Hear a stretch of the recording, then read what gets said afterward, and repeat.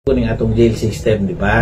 In fact, alik karon tungod atong nahitabo sa bilibid nga naay mga tao nga na nangawala nagkalit gato sila ni eskapo pero wa pwede gud na eskapo. Anyways, yung nagdodroga, yung nagpapatakbo ng gobyerno natin, mas malala pa nga sa terorismo yun because it is destroying the whole country. Dagdag pa natin yung pagnanakaw nila at ng kanilang kasamahan. So, dapat talaga magawa ng batas yun. Yo, what's up mga tropa pips? Welcome back to my vlog. At napanood nyo naman ang ating mga paunang video sa kung saan ay aware itong si Henry Tevez sa mga nangyayari, sa mga issue, sa national issue, sa bilibid issue sa ating bansa. Ngayon naman po, itong si suspendidong kongresista eventually ay na-reinstated at ngayon po ay tinalaga ng terorista ng ATC na si Arnie Tevez. Ay, nako, meron po siyang marites about naman kay PBBM. Di ba? Kita nyo na updated po sila, no? Magandang bagay po yung mga ganyan. Dahil syempre, bilang isang mamamayang Pilipino, kailangan ikaw ay updated sa mga nangyayari sa ating bansa, di ba? Pero kung ikaw ay updated sa ating bansa, ikaw ay updated sa mga national issues, syempre alam mo kung ano nangyari kay Mari at Pare, alam mo kung anong nangyari doon kay Pastor, at alam mo kung ano nangyari doon kay Cornelius. At syempre, kapag ikaw ay isang marites, alam mo kung ano ang nangyari doon sa nag-aaway kagabing mag-asawa, di ba? Ganyan yun eh. Lahat ng marites, lahat ng issue, alam mo yan, di ba? Siyempre, marites ka nga eh. Ngayon po, ang nakapagtataka lang, bakit itong nangyari kay Alex Mayagma ay parang hindi po yata alam ng magkapatid na Tevez? Di ba kayo nagtataka? Wala man lang po silang kahit anong pahayag patungkol kay Arnie Tevez. Naitanong ng aking kaibigan na si Tol Jojo de Guzman kay Arnie Tevez kung kapag daw ba umuwi itong si Arnie Tevez ay pwedeng mangyari din yung kay Alex Mayagma, mangyari din kay Arnie Tevez. Alam nyo, hindi po sumagot si Arnie Tevez dyan ng direkta at hindi man lang niya kinonfirmo, wala siyang sinabi patungkol, hindi man lang niya binanggit ang pangalang Alex Mayagma. So simula po nang nangyari yung kay Alex Mayagma na pagkakapatay doon sa manuka ni Arnie Tevez, wala pa rin pong kahit anumang pahayag dyan si Arnie Tevez. At maliwanag dito na iniiwasan nila ang issue na ito at hindi po nila ito pwedeng pag-usapan. Yan. So, dito, off limits talaga. At ewan ko nga kung medyo bakit parang takot na takot si Arnie Tevez na mapag-usapan itong patungkol kay Alex Mayagma. Samantalang nung namang mga time na etong hinuhuli tong tao na ito, aware naman si Arnie Tevez at sinabi nga niya na nag-live siya. Meron daw pong maaligid na mga sasakyan sa bahay niya, may gagawin na naman daw raid, meron daw pong papasok na mga tao, di ba? Yung mga tauhan niya sa manukan, naglalakad lang, tinutukan daw ng baril, di ba? Mga ganyan pa yung sinabi ni Arnie Tevez sa kanyang live. So, dyan po, maliwanag sa maliwanag na aware si Arnie Tevez sa nangyayari doon sa kanyang mga ari-arian, sa kanyang mga propriedad, di ba? Pero wala pong say dyan si Arnie Tevez kasi nga po, ano ang isasagot niya dyan, di ba? Sukuli, di ba? Doon ba naman na neutralize sa kanyang manukan tong si Alex Mayagma? Kaya syempre, parang ano to, epic fail to, di ba? Epic fail ang kanyang pagtatago dito, kaya pagtatago nitong si pangalan to, si Alex Mayagma kasi nga po nahuli siya doon. At ibig sabihin, may mga tao na nagbibigay ng info sa mga kapulisan, may mga tao na nagbibigay ng mga makapagtuturo doon sa mga masasamang tao sa kanilang mga pinagtataguan. At syempre, katulad niyan, ang nakahuli po diyan ay grupo na pinagsama-sama. Marami pong grupo ang nagtulong-tulong para po mahuli itong si Alex Mayagma, pero mas pinili po niya na mamatay, di ba? Ano to kumbaga ang target dito si Alex Mayagma at ang goal ay mahuli sana siya ng buhay. Dahil isa sa mga kumbaga key character dito sa issue na kinasasangkutan ni Alex Tevez ni Arnie Tevez ay itong si Alex Mayagma.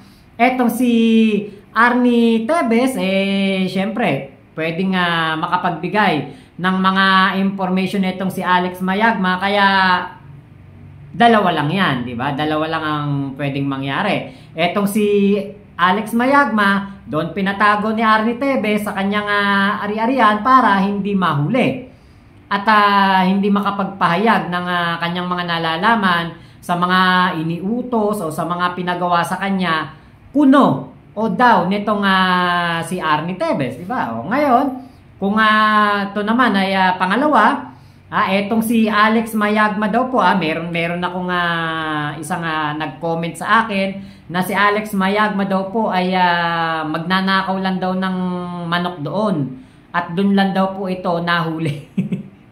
Magnanakaw ng manok, tapos doon daw po nahuli at tinorture pa daw.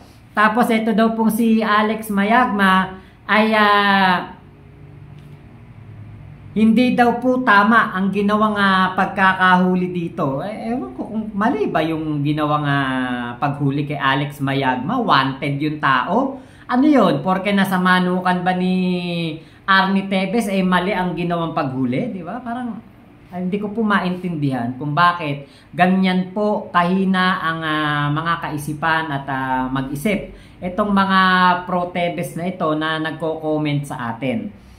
Wala akong makita dito na dahilan ng kung sakaling torturing si Alex Mayagma, kasi hindi naman siya kumbaga kaya siya pinuntahan doon sa manukan ni Arnie Tevez, wanted siya. Buti sana kung wala lang, di ba? Kung walang kaso, walang warrant of arrest, papaaminin lang siya.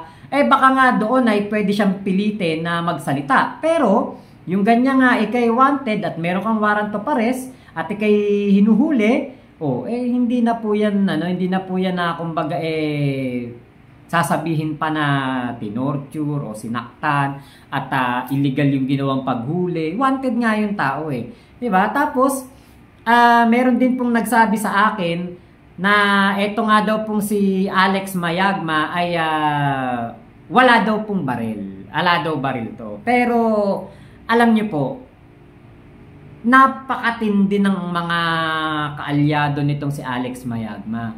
Ito pong tao na ito ay nahuli na noon at ito po ay nakulong.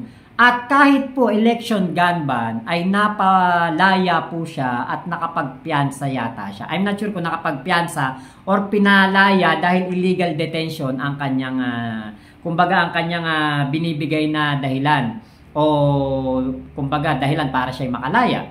So meron po siyang abogado that time at makikita nyo naman yan, kalat na kalat yan sa mga video at na-interview pa dyan si Alex Mayagma. So ngayong nangyari to kay Alex Mayagma, kung sakali po na siya ay hindi nang laban, hindi siya na-neutralize, sigurado ko meron din po yung abogado na magsasalita para sa kanya. Merong magtatanggol sa kanyang abogado, hindi po ito pababayaan. Hindi po ito pababayaan at katulad nga rin ng nangyari doon sa 10 suspect sa Degamos Lake case, lahat po ay mga de-abogado na. At ito pa kayang si Alex Mayagma ang hindi bigyan ng abogado. At kung sila po, kung illegal ang pagkakahuli kay Alex Mayagma, kay patay to, kay buhay, imposible po na wala pong magtanggol dyan na abogado. Sigurado ako na kung talagang mali ang ginawa ng NOPO o mali ang ginawa ng grupo ni Colonel Ronan Clarabal para mahuli itong si Alex Mayagma, meron po siya magdedemanda sa mga pulis na nang raid o sinasabing humuli kay Alex Mayagma. Imposibleng wala po. Kung mali ang no po. Kung mali ang mga pulis, mali ang ginawang paghuli. Diba? Kaya ito po, hindi nyo ba napansin? Wala nga man lang kahit isang nag-usap o nagbigay ng komento patungkol dyan kay Alex Mayagma sa partes ng mga Tebes. Bakit? Kasi lehitimo po ang kanilang operasyon, may warrant of arrest.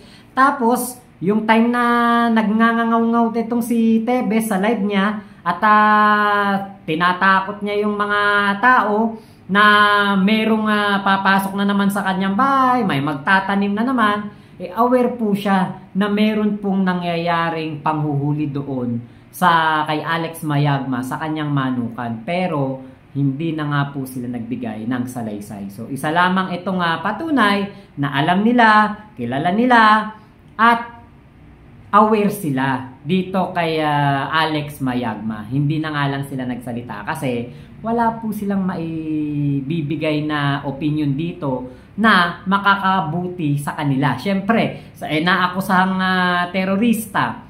Tapos nahuli pa itong si Mayagma sa kanyang manukan. Ano ang ano mo diyan? Anong idadahilan mo diyan? Ano i-reason out mo diyan? Tanim katawan? Tanim tao? Di ba ano yan? Tinanim lang diyan si Alex Mayagma? Magnanakaw lang ng manok? Merong nagsabi sa akin, magnanakaw lang daw ng manok. Tapos nakaposas na daw, binaril pa. Tinorture daw. Sus Mariosep naman. Kung yan po ay totoo, automatic yan. Meron nang nagdemanda sa mga nanghuli kay Alex Mayagma. So, yun lamang po. Maraming salamat sa inyong lahat o sa mga taga-Negros dyan. Tanungin nyo si Henry Tebes at Arnie Tebes patungkol kay Alex Mayagma. Tinulungan man lang ba nila? Binigyan man lang ba nila ng pambili kabaong yung pamilya? Di ba? Tanungin nyo man lang. Kasi wala silang update dyan. Updated sa nangyayari sa nasyonal pero sa sariling bakuran, hindi. So yun na lang po. Maraming salamat po sa inyong lahat. Kita-kits lang tayo sa mga susunod pa na vlog. Ingat po kayo lahat. Nasaan mang panig kayo ng mundo. Mama chup chup, love you, love you. God bless us all, Pilipinas. God first.